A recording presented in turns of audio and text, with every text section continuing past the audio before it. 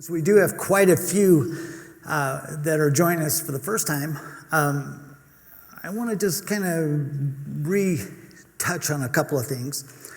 But the most important thing for me was this book, God's Word, and for me to have to come to the grips that there were just some things that myself, my friends, my scientific friends, there were just some things that we do not know, and we will never know until we come face to face with the creator of the universe. That's a real big pill for a scientist to swallow. Because if my students would ask me a question and I couldn't answer it, I'd try to baffle them with terminology, and if that didn't work, I'd try to humiliate them into silence. But I always would come up with the idea that, well, we may not know it now, but we will. Well, and that was kind of what Charles Darwin did. I don't know if any of you have actually read his book, Origin of the Species, by means of natural selection. He even said that his theory was pretty weak because the fossil record was so incomplete, but further years down the road, we would find that missing link. But if we didn't, then his whole theory was worthless. Well, guess what? Yeah, his whole theory is nonsense. But we need to put our own word. You need to put your own nose in this word. Ask the person who wrote the book. You know, I said last night, you won't get to heaven on your mother's religion. Well, you won't get there on my science either. It's a relationship between you and the Holy Spirit. And I'll tell you, that was a hard lesson for me. I didn't accept Christ till I was 1 month after my 40th birthday. And I came kicking and screaming. But you see, I thought I was a Christian. As I told you last night, I grew up in a Christian home, and I just assumed since my mother was a Christian, and I was born in America, and we prayed before meals, and we went to church, that I was a Christian. I didn't know about the relationship with Jesus. So when I got into high school, and I was so enamored with science, I was a science nerd from the get-go, my first period teacher was the biology teacher. Like I said last night, I took science first period. Most of my friends took study hall. But the science teacher was also the freshman football coach. And to me, great athlete, great scholar, hello God, there he was. And when he told me that religion was a myth and that science had proven that the earth was millions of years old and that we evolved from this warm little pond of slime into where we are today, I was devastated. I thought, well, did my mother and my grandmother lie to me? What was that all about? So I set out at age 14 to prove that science had the answers. That's why I have all these degrees. I couldn't decide which ology I liked best. So I tried all the different ologies. But you know what ology means? Ology just means the study of. It's when we add the prefix biology, study of life, geology, study of the earth. Ologies are great. But there's something that makes our ologies work, and it's called math. Math is so amazing, and it's so frustrating to the scientific community because nobody can claim they invented it. They just discovered it. It was there. Everything is mathematical. I mean, the universe, the computers, look at the math and the laws of probability. And we can do math today that the great scientists of the past, like Einstein and Max Planck and Bohr and all these guys, they couldn't even imagine the calculations that a fifth grader can do. Well, I want to take you on a little journey tonight. As I said, I didn't accept Christ 1 month after my 40th birthday, and I came kicking and screaming because I was so convinced. What I had, folks, was great faith in my religion, which was science. I worshiped at the altar of science. And that's what we're talking about. We're talking about two faith-based religions. You know, I get really irritated when I hear people say, well, you Christians, you're not scientists, that's metaphysics, and you can't teach creation in the classroom because that's not empirical. We can only teach science. Guys, we need to stop that.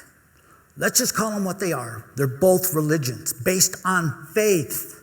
And I'm going to show you that. We're going to get into the math and so forth. So the problem was, I did not want to believe in God.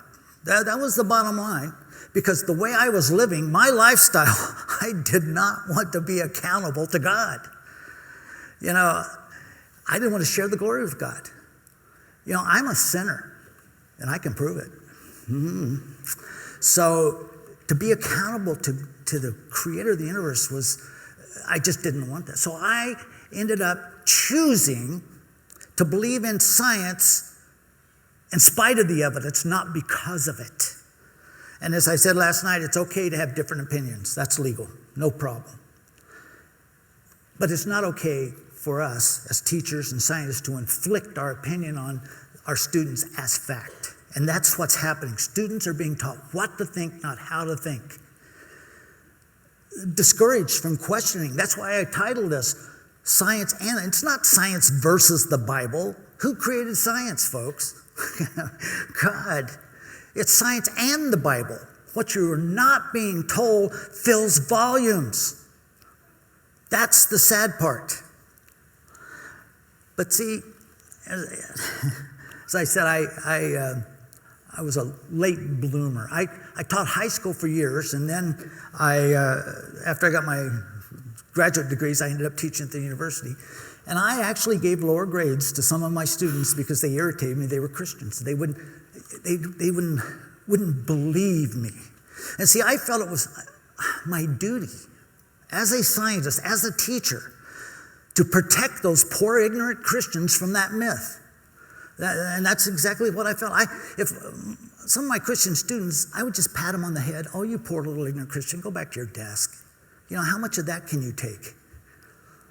You see, but what I didn't realize is that I was the one that was deceived. I was the one that was lost. So what I didn't realize, I didn't set out with premeditated desire to deceive my students. I just passed on my deception. I was deceived, so I just passed it on. So when I did accept Christ in 1987, I only lasted about 6 months. I ended up at a church where I raised my right hand and swore I would never set foot.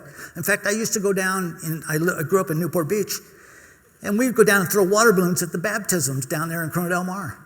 I was throwing at the Jesus freaks, and I kept trying to hit the ball guy that was baptizing everybody, Pastor Chuck Smith.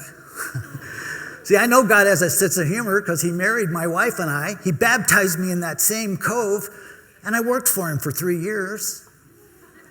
Okay, God, you're getting my attention. But the sad part was I ended up in that church in Calvary Chapel in Costa Mesa. And I remember, I'd get there an hour early just so I could get my seat. And my sister bought me a really cool brand new King James Bible with a leather cover with a dove on it. Boy, I carried it everywhere. It sat beside me in my truck. I just never opened it.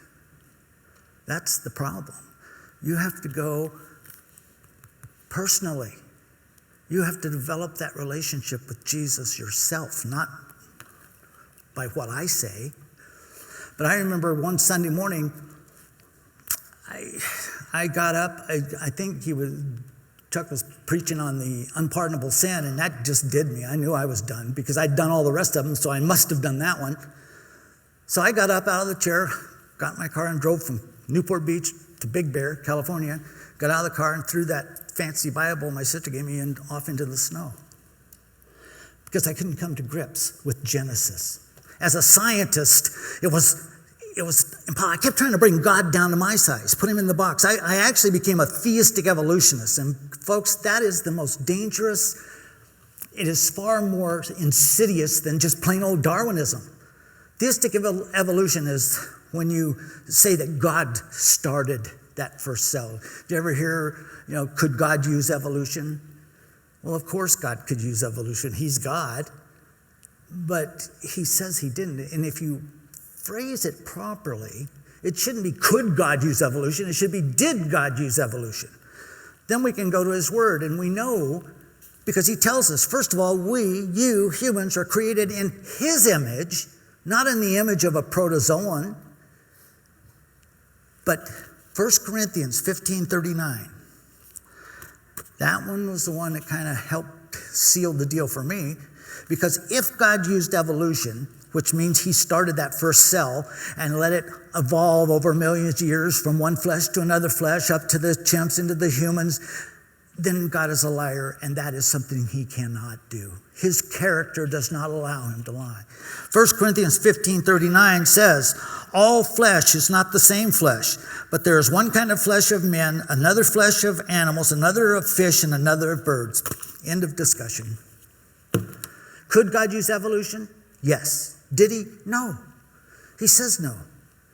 But we spend so much time as scientists trying to read between the lines and add to. God says, do not add to or take away from my word. He didn't write this book for Ph.Ds. And as I said last night, my mom pointed out, Ph.D. just stands for piled high and deep. Let me tell you. But see, I may have underestimated evolution. And I told you last night, my Ph.D. says evolutionary biologist right on it. So that makes me a professional evolutionist. And I tell people, yep, I believe in evolution. I know it works because I have evolved into the creationist I am today.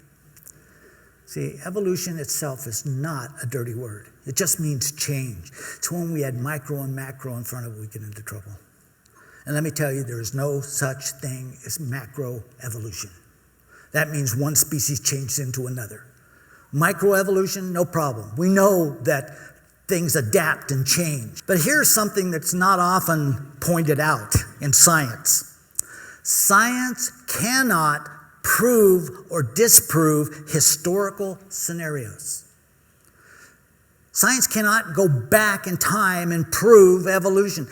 You can't go back and prove spontaneous generation, the Big Bang. Science can only deal with the here and now and the recent past.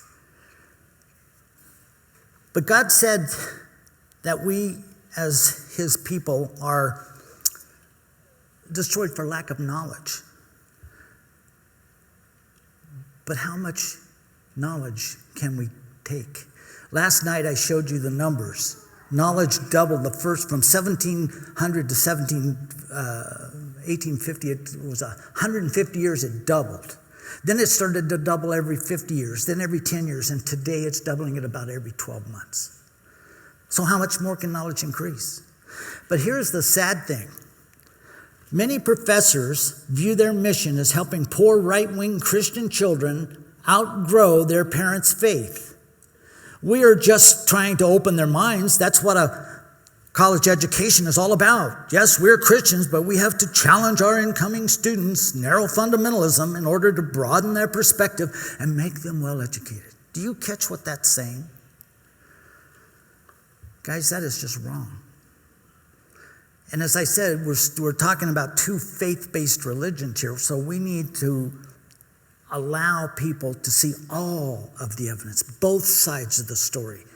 If we're expecting our students and you as students to make decisions, but we're not giving you all the information, then that is just flat wrong. And here, as I said in Hosea, my people are destroyed for lack of knowledge.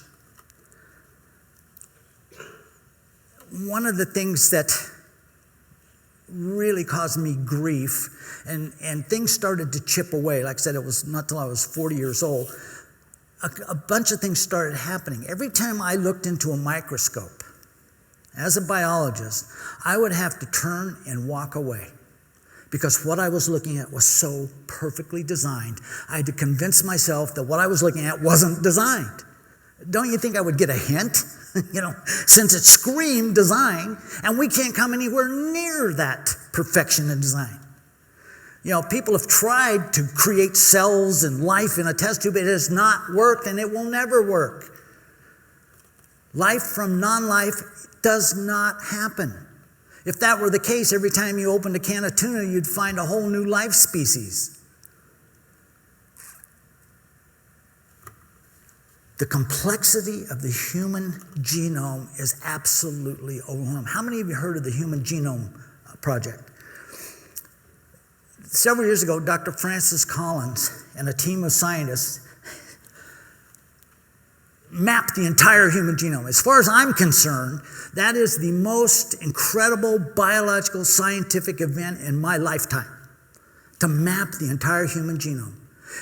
Well, here's there are several problems. Anytime you have competition, and we had a team led by Dr. Francis Collins, and we had a couple of other teams that were competing, a couple of pharmaceutical companies, they were competing, everybody was competing to be the first to map the genome, to get these copyrights and be first and get the Nobel Prize. And so anytime you have competition, you have shenanigans and you have room for messing around, cheating.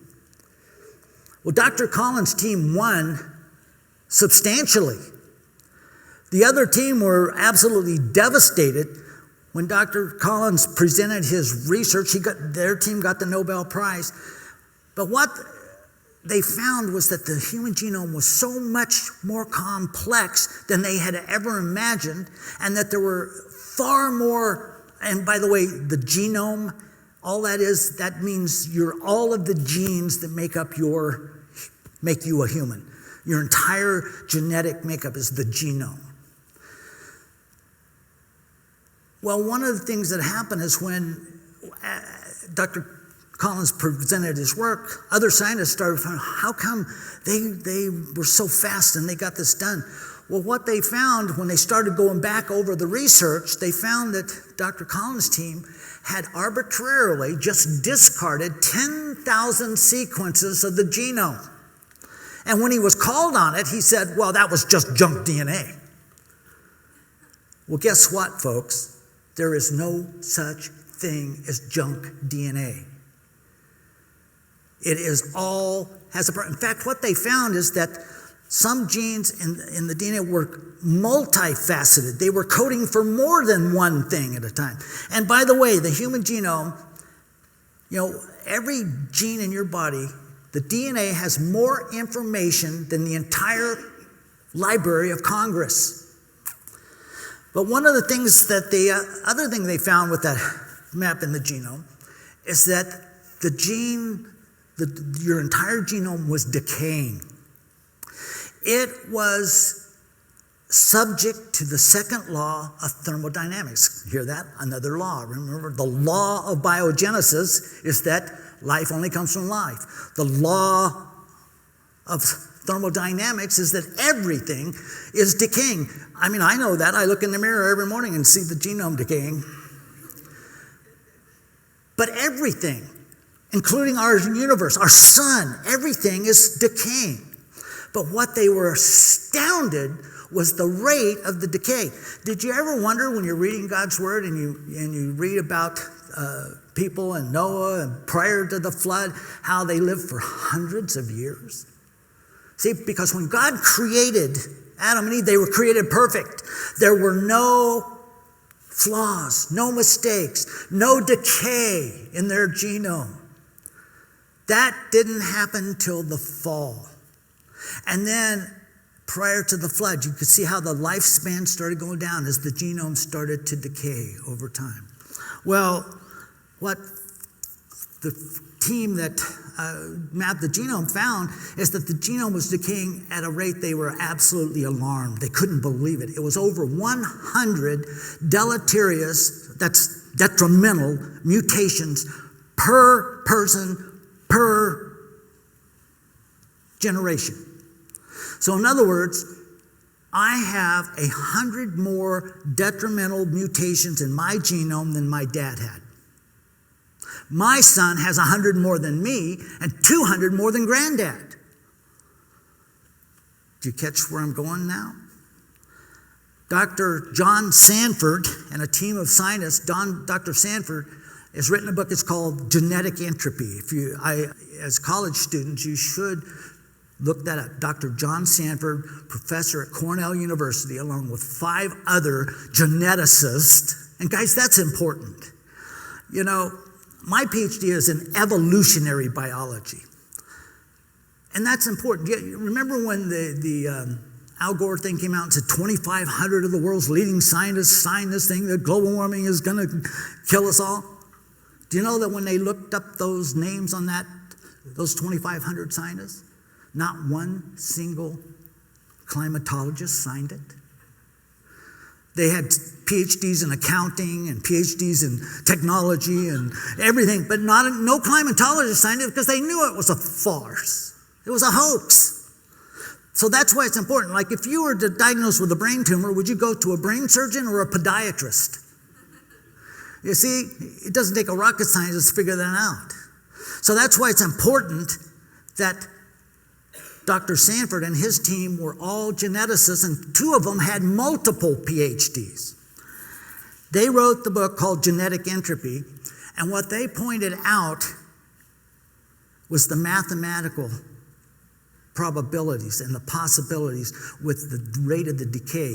They actually, instead of using 100, which was, that's really in the ballpark, it might even be a little more, they decided to cut it in half. And then they mathematically, and by the way, it took the entire massive computer at Cornell University, they backed it up, figuring out how many mutations per year, per generation, all the way back to Adam and Eve. You know that no matter what they did, how they messed with it, they could not go back more than about 6,000 years, or the entire human race would be extinct. Isn't that interesting?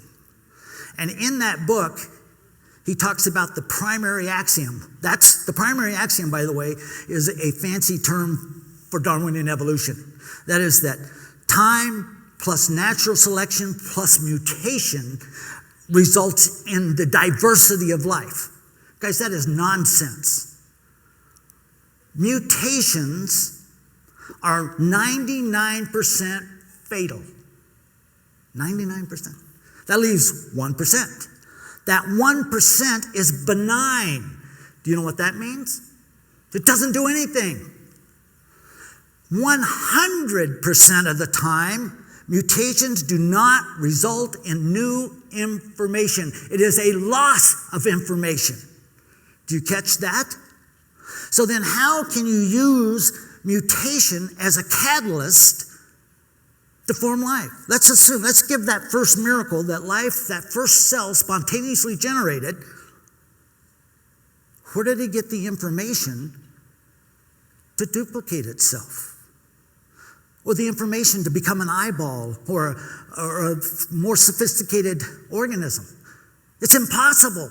Mathematically, it is absolutely dead. So, and here's the one that I always used. Well, given enough time, anything is possible. Boy, that is baloney. That is nonsense. Time is not the magic ingredient. Time does not add any new information. And natural selection can only select for what is there. You catch that? It can't select for something that's down the road. But see, nobody stops to look at that. The teachers don't even know that half the time. So, you see, we as Christians are making some inroads. But look at this. The other thing is information. What is information? Where does information come from? I talked last night, I told you about Dr. Werner Gitt. Werner Gitt is a professor at the German Federal Institute of Physics in Germany. He wrote a book a number of years ago called In the Beginning Was Information. That book was suppressed in the United States. They won't even review it. I think it's even out of print by now. But one thing that happened is Dr. Gitt in that book made a statement and a quote, and no scientist in the world will argue with it. And they can't. That's why they don't want you to read the book. His quote was, "Information does not originate by itself in matter." That's pretty clear. It doesn't spontaneously generate. The information in this computer didn't spontaneously generate in here, did it? I didn't buy this gray box and sit it here and all of a sudden it was full of information. Where did the information in my PowerPoint come from? The creator of the PowerPoint. Where did the information in the computer come from? The creator of the computer. So if information doesn't originate in matter, And the scientific community says that the universe contains 10 to the 90th bits of information. You see the problem? If the universe contains 10 to the 90th bits of information, and guys, that is a huge number, all you have to do is ask, where did that information come from? If it doesn't originate in matter, where did it come from? There's only one explanation. It had to come from the creator of the universe. Information requires one thing: intelligence. You see the problem? But that's not being taught. Look at this. Each individual human being has approximately 37.2 trillion cells in our body. You create 1 million cells per second as long as you were alive. Now, how does that compute spontaneous generation? No intelligence, no design, no creation. That is flat mind-numbing. Well, if we have 37.2 trillion cells, how about this? Each cell in our body has an astounding 100,000 chemical reactions per second, occurring in over 37 trillion cells. Enzymes are indispensable to keep this amazing process humming. And that's supposed to have just occurred randomly, with no design, no intelligence. Do you see the problem? But see, why is it important that we deal with Genesis? Because it's the foundation. It's the very first book. And I don't care what you build the building out of, space-age technology, if your foundation is poor, the entire building will fall down on your head. Genesis is the foundation. Everything we do and are comes from Genesis. The word Genesis itself, look what, it means origin. And the book of Genesis gives the only true, reliable account of all the basic entities of the universe and life. No other book on the planet covers like Genesis. The following is just a short list of Genesis. Where did the origin of the universe come from? Genesis. Origin of order and complexity? Genesis. Origin of the solar system? Genesis. Origin of life? Genesis. Origin of you catch the drift? Do you understand why it is so important that Genesis is true? And so I get really upset when people, especially Christians, they say, well, you can't take Genesis literally. Really?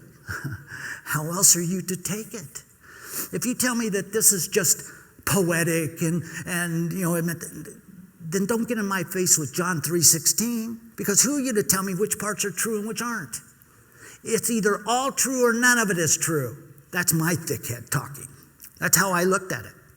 So that's why I had to come to grips with Genesis. Like I said, I threw the Bible away because I couldn't make it work. I kept trying to bring God down to my size, put him in the box. But you know that God says there are just some last mysteries? There's some things that only he knows.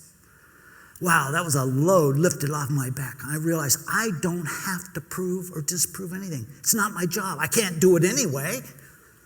I don't have to prove it. But God says it's by faith that we'll know, not by evidence. But he didn't say blind faith. That's why we have so much evidence. And that's why that evidence is being suppressed, because the standard evolutionary program based on Darwinian uniformitarianism is bankrupt. It cannot stand up to comparison. That's why it is outlawed. Guess who owns the school system? The secular humanists. And as I said yesterday, I was not an atheist, folks, for those 40 years. That was way too passive for me. I was an anti-Christian. I hunted them down. So I had this massive guilt trip when I did accept Christ. But see, I did not want to believe in God. That's why my prayer this morning was, God, give me as much faith in your word as I had in man's word. Because, guys, that's all you have. You only have two choices. And if that's all you have and you don't want to believe in God, guess what you're going to do? You're going to hang on to what you have and suppress God. And guess they own the system, so they're doing it. Like I said, evolution will not stand up to comparison with the. That's why I showed you last night. I might show it again. Those bags full of fossils, hundreds of thousands of fossils locked away in warehouses with a lead seal with a yellow tag that says anomaly. And you know what anomaly means? Is it doesn't fit. So there's hundreds of thousands of fossils that go direct contradiction to Darwinian evolution are locked away. So I could stand up in front of my students and honestly say, well, according to the available evidence, see, I don't tell them about the evidence that's not available. You see what I mean about what you're not being told? I asked this question to 600 scientists down in Southern California at a science conference. I thought I would be clever and get a response, and boy did I. I asked them how we date fossils. Well, I knew every hand would go up. I said, how many people in this room have an idea? You know it, you've heard it, somebody's told you, you read it, you have an idea how we date fossils. Well, every hand shot up. Well, how many of you have an idea? Yeah. Probably most of you have an idea. Well, when I asked that group full of scientists, you know what they yelled at me? Carbon-14. Guys, that was mind-numbing. I was not prepared for that answer. Because carbon-14 cannot date fossils, and it's never been used to date fossils. So why is it everybody tells me that? See, once something fossilizes, petrified, you've all seen petrified wood. You can still tell it's wood. You can tell it used to be a tree, but it's rock. Fossils turn to rock. The cells in the item are replaced by minerals, turning it to rock. Once it turns to rock, you can't date it using carbon. You can only date real carbon items, real wood, real bone, real coal, real blood, real tissue, but not rock. And no scientist in the world, including me as a secular humanist scientist, I never stretched carbon into the million years because it's impossible. Carbon dissipates. Once the living organism dies, it starts to decay. The carbon dissipates. Up to about 5,000 to 7,000 years, it's pretty accurate. Past that, it drops into the abyss. And past 40,000 years, it's worthless. It's worthless anyway, past 7,000. But no scientist stretches it into the millions. So then you see what you're not being told? How do you get these dates of 3.7 million for Australopithecus africanus or Australopithecus ramidus or 65 million for Jurassic? Nobody stops to ask. The teachers don't know. They say, oh, well, you ignorant Christians, Genesis can't be true because we've carbon dated it at 6.3 million. Guys, that is nonsense. And the scientists know it. We use radioisotopes to get million-year dates. Like uranium. Uranium-238 is a radioactive element that decays into a daughter product called lead.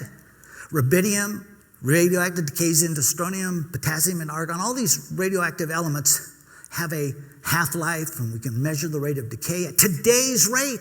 That's the problem. Do you know that the half-life of uranium-238 is 4.5 billion years?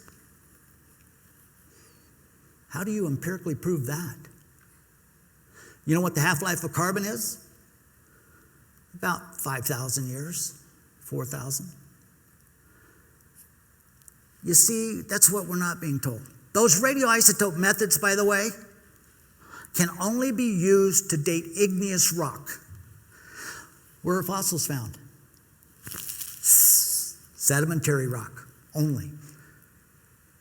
So there is no method on this planet to date a fossil. Zero. We can date the closest igneous rock and then measure down and find the fossil or whatever, and we can speculate, theorize, but it is not empirical. Oh, so what is empirical? Well, let's take a look. Here is a definition from the National Academy of Science. Apparently, they're changing this because they realize how ignorant this is. It says, science is a particular way of knowing about the world. In science, explanations are limited to those based on observations and experiments that can be substantiated by other scientists. Now, here's the key. I want you to focus on this because the rest of this presentation focuses on that word, empirical. Explanations that cannot be based on empirical evidence are not a part of science. Does everybody follow that? Now, I wanted to make sure, so I looked up the word empirical to make sure that we're on the same page. Merriam-Webster Dictionary, empirical, relying on or based on observation and experience.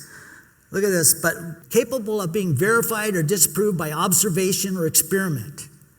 That's empirical.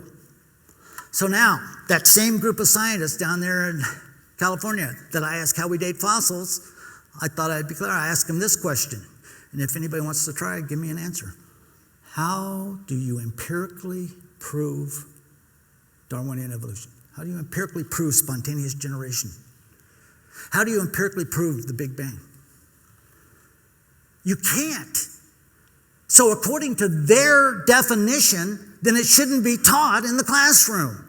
They did that to keep creation out of the classroom because they call creationism metaphysical. That's not real, that's not empirical. Well, neither is Darwinian evolution, folks. That's what I'm telling you. We're talking about two faith-based religions. And that's okay. That's just legitimate. But let's stop this fighting and throwing one out and no, let's just teach it all. Let's teach creation and evolution. Let the evidence speak for itself. Let the math speak for it. But see, since Darwinian evolution cannot stand up to comparison, we outlaw the teaching. So if it's not empirical, then what is it? See, as a secular humanist, anti-Christian, I believed in a miracle. I believed in that first miracle. Only that one, no others though. And that first miracle was that life spontaneously generated from this warm little pond of chemicals. Because that is the only explanation. Empirically, it is nonsense. Mathematically, it is nonsense. Scientifically, it is nonsense. So the only other explanation, it was a miracle. Well, here's my definition of a miracle. A miracle is defined as an event that happens outside any known natural law. Does that sound good? For example, healing a leper, changing water into wine, and restoring life to the dead body certainly qualify as miracles. In a like manner, the spontaneous formation of life from a soup of chemicals also qualifies for miracle status because this event too lies outside any known natural law. Do you follow what I'm saying? You see what I mean? Just use common sense and logic will tell you we're talking about two faith-based religions. Because I had great faith in science, in my religion. Didn't have a lot of evidence. But I didn't just make that two religions up. In his book, The Evolution-Creation Struggle, Dr. Michael Ruse interprets the last 200 years of conflict between biology and religion as a struggle between evolutionism and creationism. He says, evolutionism is not merely an endorsement of the scientific theory of evolution. It consists of the whole metaphysical or ideological picture built on or around evolution. As such, it constitutes a secular religion. Thus, for Roos, a philosopher of science at Florida State University, the debate over creationism and evolutionism is more a conflict between two religions than one between religion and science. You see what I'm saying? You see how that makes sense? And that's okay. But let's not beat each other up or beat Christian students up and tell them how ignorant and how crazy this is. And especially once we get to the math. Darwin had an agenda, folks. He set out to take God out of the picture. He was angry at God. But this used to be my life verse. I used to have this on my mirror and stuff, and I thought, how cool. Dr. Martin Luther King Jr. Wouldn't this be nice if we could just do this? Attack the false idea, not the man who holds the idea. I thought that would be pretty cool, and then it dawned on me that my ideas are pretty firmly attached to me. So if you attack my idea, I feel like I'm being attacked. So how do we stop that? We stop attacking. We pray for each other. We allow each other to have different opinions. But let's get into what I told you, that four-letter word that strikes fear in the hearts of students everywhere, math. Look at this, right on the cover of Astronomy magazine, how math drives the universe. Like I said, math just is. And that just infuriates scientists because it just is. But what is math? Math is information. Do you see what I said earlier? Information does not originate by itself in matter. So where does it come from? Has to have an intelligent design. Well, let's look at math. Let's go back to 1962 when I was in high school. Dr. Emil Borel.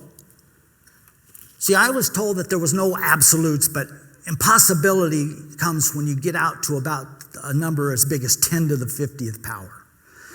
See, the occurrence of the event where the chances are beyond 1 in 10 followed by 50 zeros is an event we can state with certainty will never happen. No matter how much time is allotted, you see what I mean? Time does not give you any magic cure.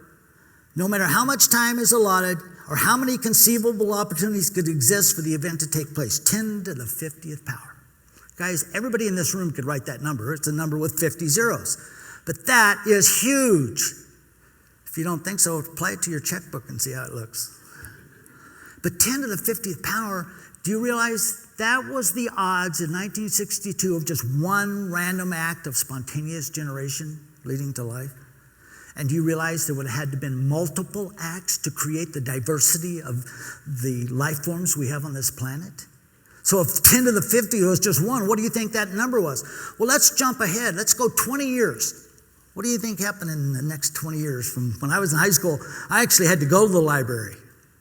Now you can do more research in 5 minutes than I could do in a month. But in the next 20 years, the computer revolution occurred, and all of a sudden, we're doing math calculations that were mind-boggling. So what happened in the 20 years to that number with 50 zeros? Did it advance? You bet. But did it go from 50 zeros to 100 zeros to 500 zeros, 1,000? What do you think? How about this?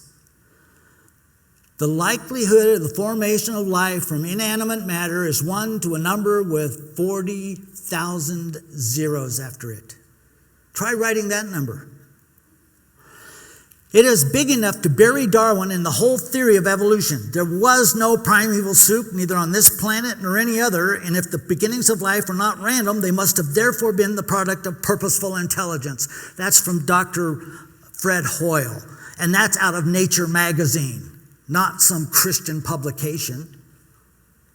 But the students aren't told this. The teachers aren't told us. They don't even know it. That's the odds from the 60s to 10 to the 50th, 40,000 zeros for one random act. What do you think the laws of probability are on that one? Does it take a rocket scientist to figure out, if you were told you had a brain tumor, but if you went over to hospital A, you got a 60% chance of total recovery. Pretty exciting. But if you go to hospital B, you got a 99.9% chance. Which one are you going to go to? You see what I mean about using common sense? So why is it when it comes to evolution and creation, we cop out for evolution in spite of these numbers? Well, that was just in 20 years. That was to the 80s. What do you think happened in 2018? Check this number out. We come to something called the anthropic principle. The anthropic principle is the fact that life could even exist on this planet. Look at this number. The anthropic principle, simply stated, is the fine-tuning of the physical universe to allow life to exist on this planet. In order to reach this mind-boggling degree of fine-tuning with so many different parameters, smacks of some form of intelligent design. Are you catching the drift yet? This is coming from the secular world, folks. According to Penrose, and by the way, that's Dr. Roger Penrose. Look him up. You want to see a mathematician. Dr. Roger Penrose, he said it had to have been accurate. Now try this number on for size. It's 10 to 10, not 10 to the 100, but 10 to 10 to the 123rd power. That is a number so vast that it couldn't be written on a piece of paper the size of the entire visible universe. Now do you see the kind of faith I had? You see what I mean when I said I had absolute faith? Because it took a lot of faith to believe in spontaneous generation of life in spite of these numbers. See, if it were 50, 60, 40, 30, something, yeah, but it's not. The odds of spontaneous generation are absolutely zero. But if all you have are two choices, and you don't want to believe in God, what are you left with? You're left with Darwinian evolution in spite of the evidence. 10 to 10 to the 123rd power. You know, that number, to do that calculation, took the entire computer network of Cornell University. When you do that calculation, you know what it finally comes out to? It comes out to a big sideways 8. You know what that is? That's infinity. But we still hang on. I still believed because I did not want to believe in God. But the students and the teachers don't know this, folks. That's the sad part. Well, you ignorant Christians, you believe, just look at the earth. It's obvious it's old. What's obvious about it? You know, when God created the flood, the Noahic flood, what was the first thing that happened after God shut the door? God brought the animals, but the fountains of the deep, then the windows of heaven, massive amounts of water. And it wasn't until after the flood that the mountains rose and the valleys sunk to allow the place for the water to go. Mount Everest wasn't there prior to the flood. But guess what happened when those fountains of the deep opened up, folks? We're talking about massive tectonic upheaval like never before. So when I look at the earth, I don't see obvious age. I see a planet that is recovering from a massive tectonic upheaval. See, at Mount St. Helens, I saw a canyon carved, and I'm going to show you that eruption in a few minutes. I saw a canyon carved 150 feet deep, a quarter mile across, and 15 miles long through solid bedrock in a matter of hours. If the world hadn't seen that, if I hadn't been there and witnessed it, I would have said it took millions of years for the water to have carved that canyon. Because when you look at it, it's obviously old. No, it's a matter of days. I saw coalification and fossilization occurring rapidly. And I asked some students, I asked the elementary kids, I said, how long do you think it takes to fossilize wood? And they're pretty funny because they say, it takes 10,000 years. But I asked the college age, and they give me, several billion years. Guys, you can fossilize wood in 1 hour in the laboratory. You know what it takes to fossilize something? It takes the right conditions. Heat, water, mineral, pressure. Guess what you get at a volcano? See, it doesn't necessarily take time. It takes the right conditions. That's why Mount St. Helens was so important. And that's the final blow. That's how hardened my heart was. It took a volcano to blow up and blow through that hard heart, folks. But 10 to 10 to the 123rd power, that is absolutely mind-numbing. In 1976, the National Academy of Science adopted this resolution. Try finding a copy of it. I had to go back to the archives. It's buried. They adopted this resolution in 76 because what was occurring? The computer revolution. We as scientists in that day were so sure that we were going to find the breakthrough that would finally drive the nail in the coffin to shut those ignorant Christians up, that we adopted this resolution to protect the scientific community from the Christians. Well, now try finding it. I think it's a great resolution. Scientists should be allowed to follow the evidence of their research wherever it may lead without fear of retaliation. Whoa. Let me tell you, if you are a Christian and creation scientist, you are going to find retaliation. I have many friends who have lost their positions, lost their fellowship, lost their jobs as teachers because they are Christians. I have a friend who is involved in a major lawsuit because his son was denied entry into the doctoral program because he's a Christian.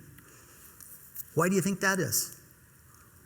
See, early on, I used to dismiss my Christian students. Oh, they would say, well, have you seen Dr. So-and-so? I said, oh, he's not a real scientist. He's a doctor of theology from some seminary. They aren't real scientists.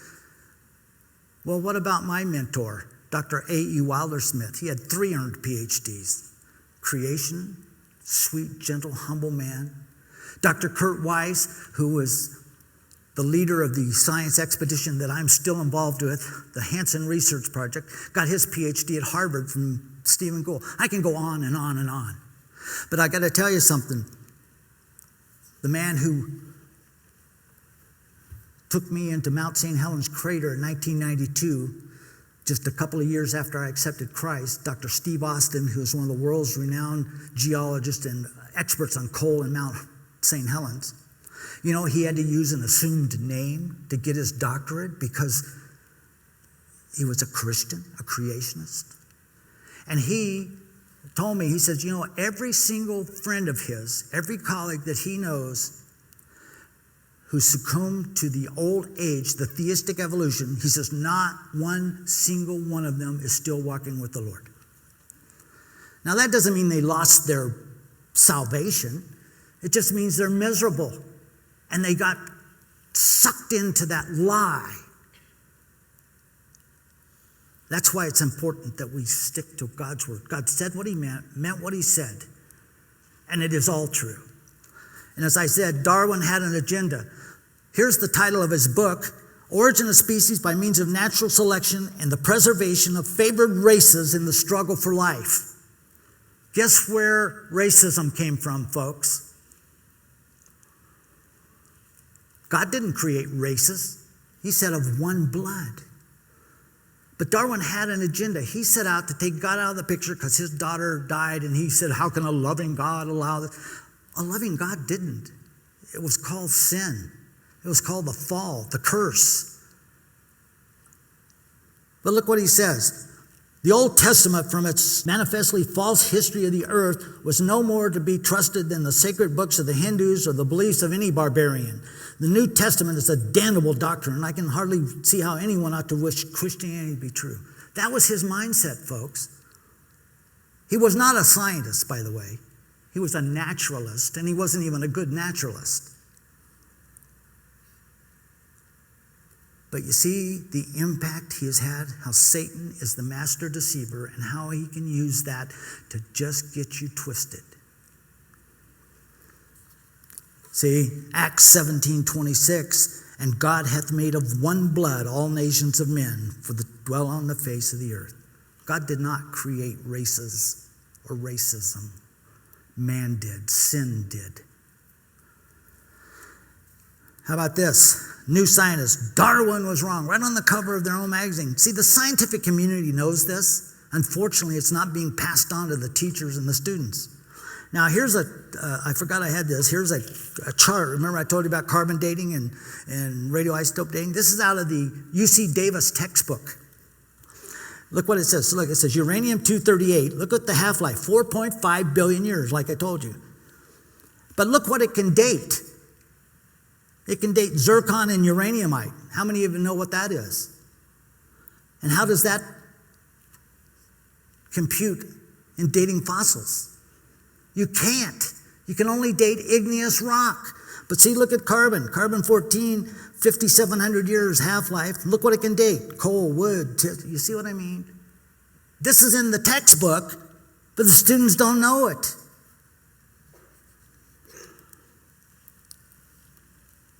This used to be kind of subtle, how the scientific community would mess with the creationists. And says, this is out of a book, Scientific American. And this man, this journalist is talking about the inflationary model, which Alan Garth, that was the Big Bang. Did you realize that very few scientists really still adhere to the Big Bang? Do you know that it's broken? But he's talking about the inflation from the Big Bang. But look what he says. The idea of inflation is so compelling that cosmologists, including me, routinely describe it to students, journalists, and the public. That's you guys, students, journalists, and the public, as an established fact.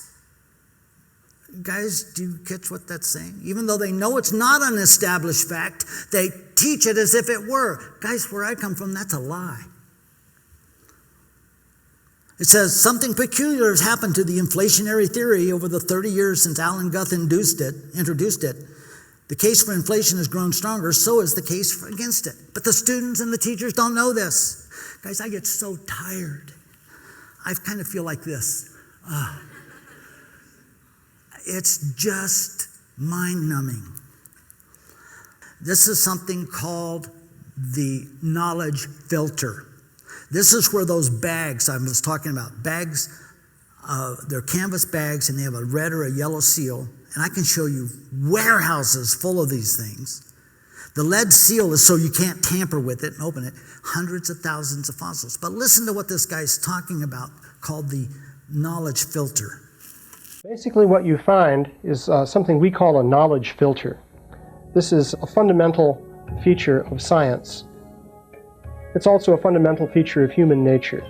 People tend to filter out things that don't fit, that don't make sense in terms of their paradigm or their way of thinking. So in science, you find that evidence that doesn't fit the accepted paradigm tends to be eliminated. It's not taught, it's not discussed, and people who are educated in scientific teachings generally don't even learn about it. You see what he's saying? People who are teachers, scientists, don't even know. It's a knowledge filter because it doesn't fit the prescribed worldview. That's just wrong. That's why I'm out here. This is what I wanted to do, is give you the other side of the story. Now, as I said, carbon cannot date rock. But carbon is a good dating procedure for a limited area, for real blood, real tissue, things like that. So when this magazine came out, look what it says. Brave New World. Soft tissue and blood cells found in T-Rex shock paleontology. Guys, it turned paleontology on its ear. It just devastated the scientific community.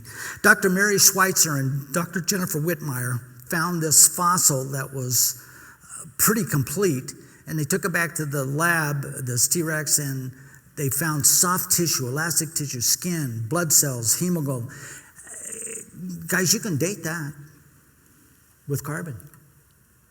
But it doesn't take a rocket scientist to figure that one out either. How long do you think red blood cells and skin and tissue would last if it's even frozen? It won't last for millions of years. 65 million years? Do you think that's possible? Do you see what I mean about the odds? Well, watch this. This kind of explains it. Once this came out, scientists from around the world came out. In 1990, a nearly complete specimen of Tyrannosaurus rex was unearthed.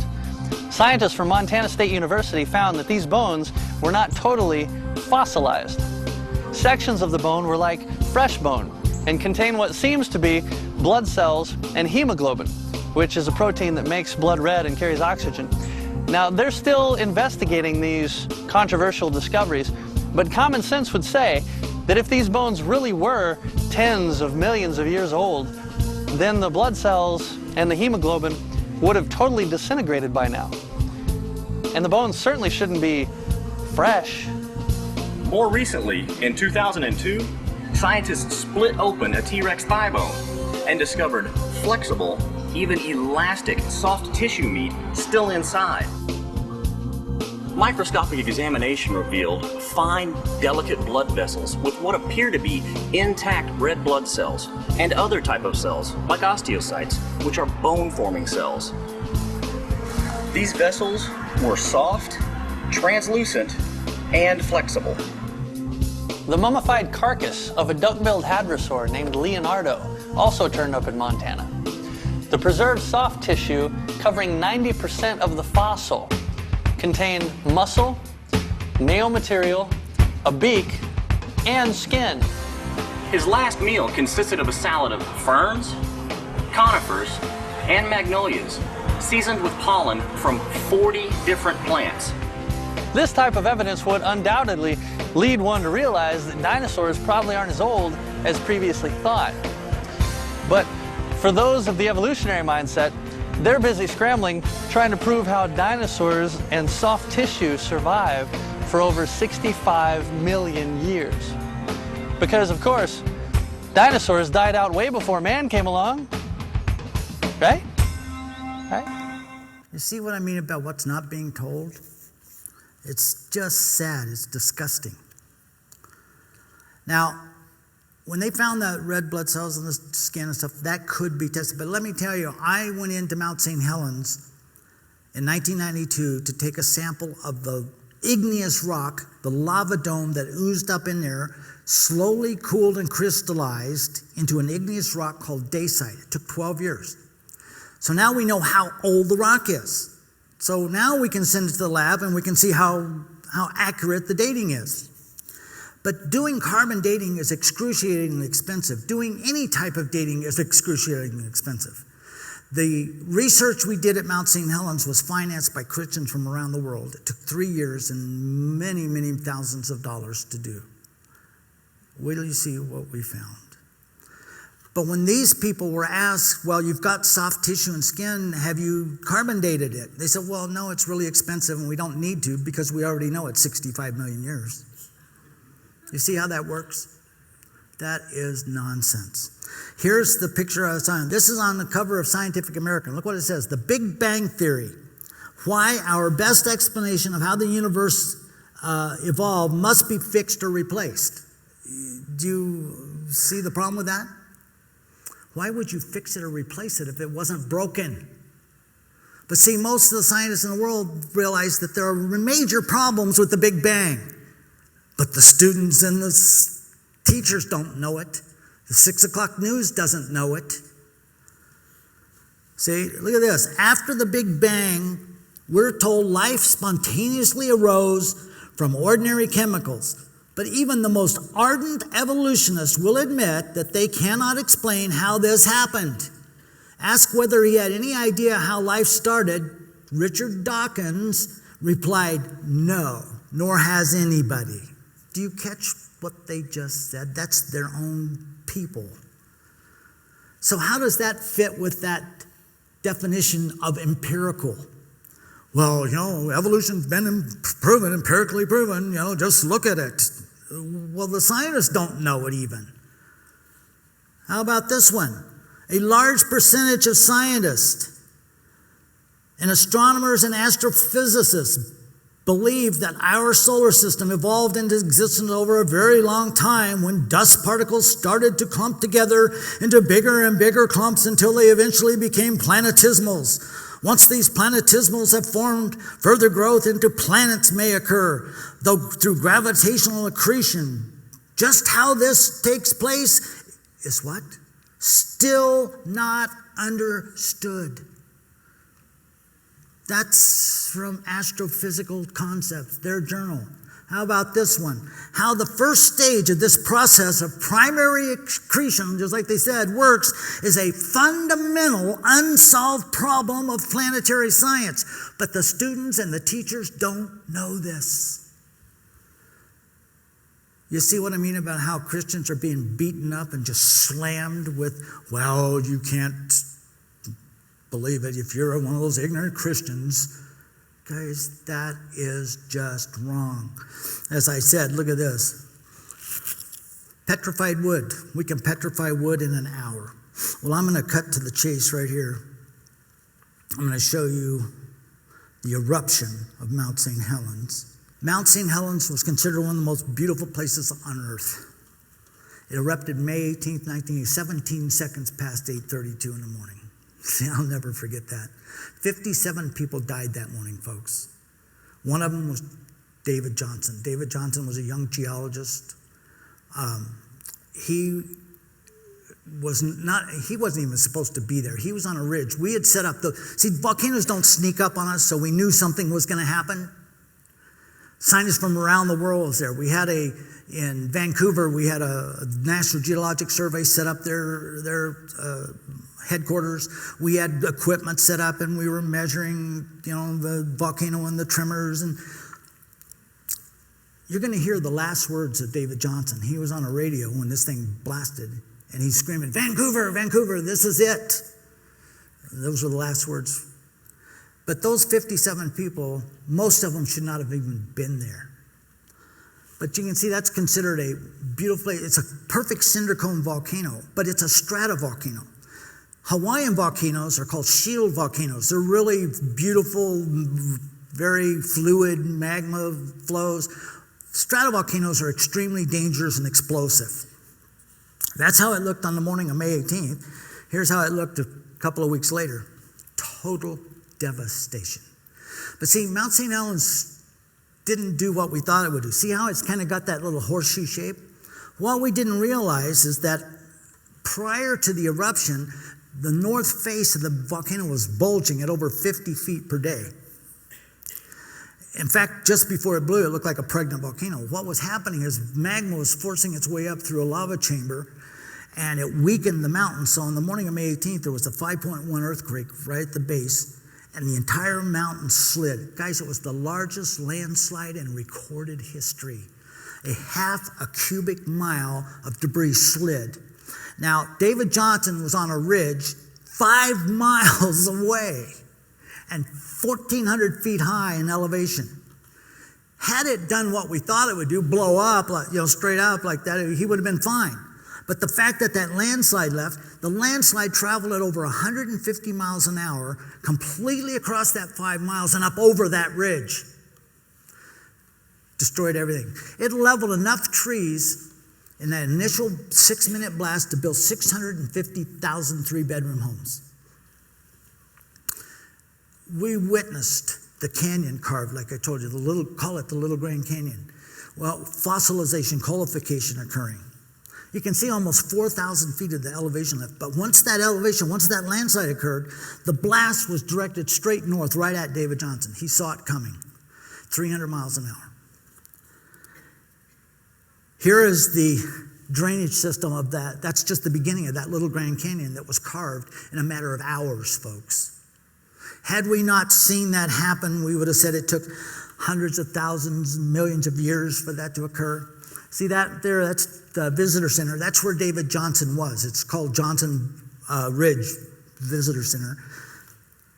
That's Spirit Lake over there. Now, here are some of the strata that was laid down. You can see the grad student down there pointing at it. See, that first little area right here, you can see the strata. That was laid down in the 600-mile-an-hour blast. Minute strata. That top layer, that black section, is an old mud flow, but you can see the pyroclastic degree, the mud flow, the ash fall, all of these different layers that happened immediately, rapidly. Here we have the grad student, look, she's pointing out, look at, if we didn't know how we got there, I would tell you that took millions of years. Here was a wet year and a dry year, and this layer was laid down, and then, you see what I mean? But we know it happened rapidly. Geologic catastrophism. Well, here you're going to see what David Johnson saw, and we'll finish right here. You're going to hear his last words, and you're going to see what he saw coming at him. Vancouver! Vancouver! This is it!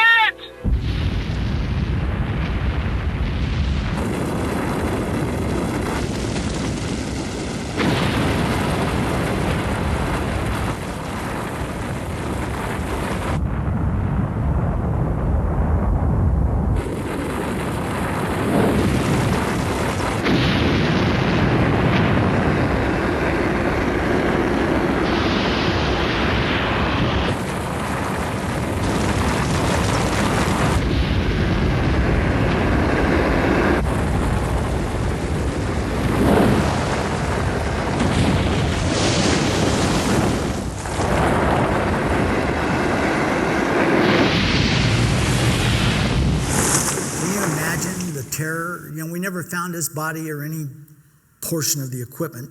There were people flying over that ridge, then they almost got blown out of the sky. But see that lava dome right there in the center? That's what we went in there. We watched that form. It's acting like a giant cork right now. Well, in 1992, I was invited to go back in there by Dr. Steve Austin. I should have been suspicious. See, that was only a couple years after I accepted Christ. And he knew that I had been at Mount St. Helens when the eruption occurred and that I had now become a Christian. And so he wanted to see if I'd go on this expedition with him. I should have been suspicious. Because when this great geologist invites me, a lowly biologist, to go on this great expedition, what I found out later is he couldn't get permission to take a mule, so he took a biologist. I carried the backpack. I even carried his lunch. Look at that. He kept sticking rocks in the backpack. 60 pounds of rock in there. But we went in there. See that canyon? See that waterfall back there? That wasn't there the week before.